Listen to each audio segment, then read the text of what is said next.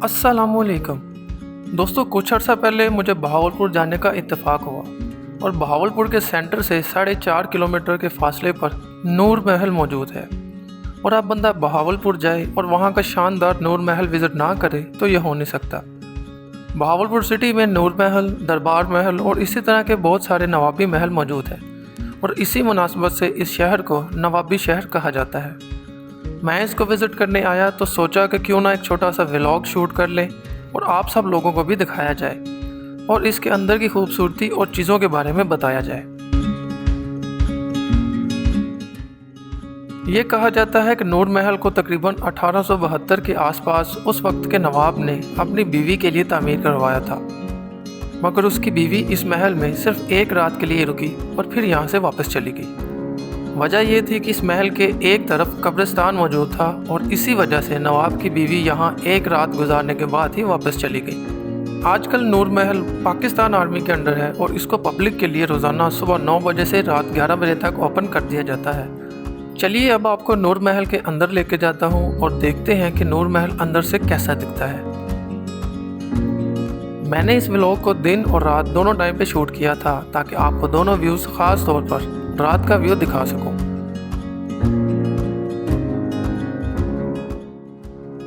नूर महल के मशरकी और मगरबी दोनों साइड्स पे आपको तहखाने भी नजर आएंगे जो उस वक्त के लोग किस तरह से यूज़ करते होते थे, ये मैं आपको आगे चल के दिखाऊंगा।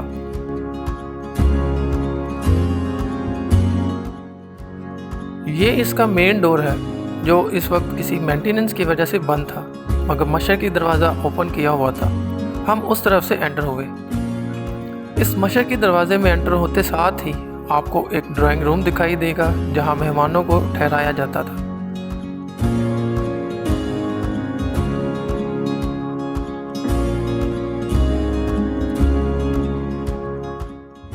इसके बाद अगर वहां से सीधा आने पर आपको डाइनिंग हॉल मिल जाता है जहां उस ज़माने में मज़े मज़े के खाने खाए जाते होंगे।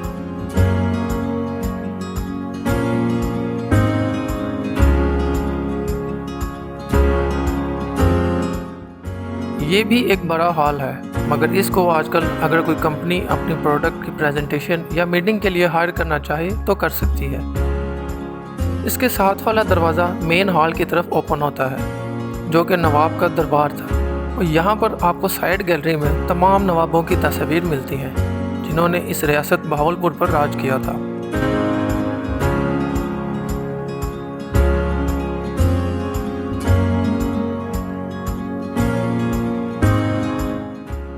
इस बड़े हॉल का डिज़ाइन तो चेक करें, कैसे कमाल की डिज़ाइनिंग है। इसी हॉल में मुख्तलिफ नवाब बैठा करते थे, इसलिए इसको दरबार हॉल भी कहते हैं।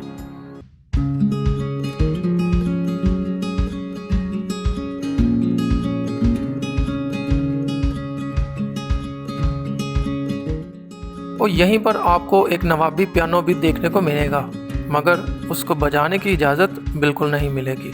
इस बड़े हॉल के लेफ़्ट साइड पर एक छोटा सा कॉरिडोर है जिसमें आपको रियासत बहावलपुर के कल्चर, ट्रेडिशन, कायदे आज़म के साथ उस वक्त के नवाब की फ़ोटोज़, तहरीक आज़ादी पाकिस्तान के दौर के बारे में बहावलपुर का किरदार नज़र आता है। यहाँ पर उस एक्सेशन लेटर की कॉपी भी लगाई गई है जो नवाब सादिक ने कायदे आज़म को लिखा था कि बहावलपुर आपको गारंटी देता है कि ये पाकिस्तान का हिस्सा बनेगा। और साथ में नवाब सादिक का लास्ट मैसेज भी तो यहीं पर मिलेगा।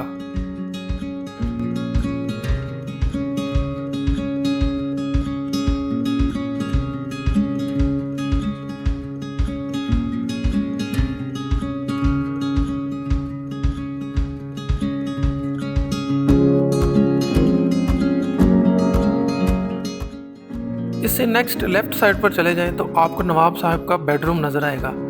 पूरा नूर महल अंदर से इतनी गर्मी में भी चिल माहौल दे रहा था क्योंकि हर कॉरिडोर में आपको चिल एसी लगे हुए मिलते हैं। मुझे यह जानकर बहुत खुशी हुई कि नवाब साहब भी स्नूकर खेला करते थे।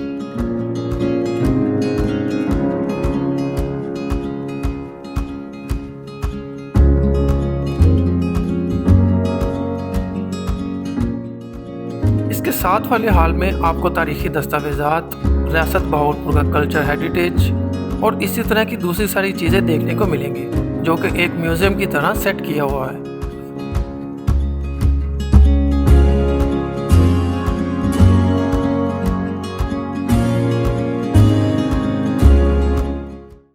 अगर आपका कभी नूर महल जाने का प्लान बने तो यहाँ मौजूद म्यूज़ियम शॉप और शीश का दार रेस्टोरेंट ज़रूर विज़िट करें। यहाँ के खाने बहुत जायकादार होते हैं। अब मैं आपको महल के ईस्ट और वेस्ट साइड पर मौजूद बेसमेंट्स दिखाता हूँ, जहाँ उस ज़माने में काम करने वाले हजरात या नवाब के फौजी रहा करते थे। इसके नीचे हर रूम के अंदर उन्होंने एक फ़ोटो लगाई हुई है, जिससे पता चलता है कि उस वक्त इन कमरों में लोग किस तरह से बैठा करते थे।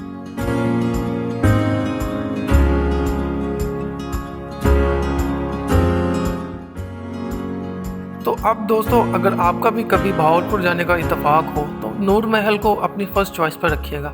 यकीन करें, आपको बहुत मज़ा आएगा वहाँ। ये मेरा पहला ब्लॉग था। इसके बारे में अपनी राय या इसको इम्प्रूव करने के लिए अपनी सजेशंस नीचे कमेंट बॉक्स में ज़रूर दीजिएगा। ब्लॉग पसंद आया हो तो इसको लाइक कर दें एंड चैनल को सब्सक्राइब करके बेल नोटिफिकेशन को लाजमी ऑन कर लें। Thank you.